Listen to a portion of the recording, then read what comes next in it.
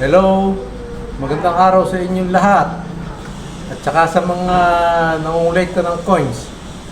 Meron ako ditong coins, wala ko ibenta sa inyo, baka magustuhan nyo. Pambihira ito yung lang katulad, nag-iisa lang ito sa buong mundo. At alam nyo naman siguro na yung mga ganitong items, mga bagay na katulad nito ay mataas ang value. Kaya, totoo nito, ayoko sanang ibenta eh. Kaso marami na akong utang, pambayad utang lang.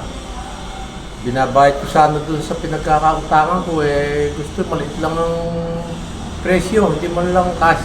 Makasapat sa interest. Kaya naisipan ko sa inyo ko ibenta at kayo naiintindihan nyo to. Alam nyo yung presyohan to ng tama. Kaya sa inyo ko ibebenta.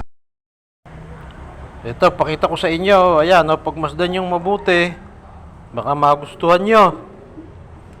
Kung sino man ang magmay-ari nito ay swerte kasi isa lang ito sa buong mundo. Wala itong katulad. Sulit na sulit ang ibabayad nyo. Kasi bukod sa sulit na,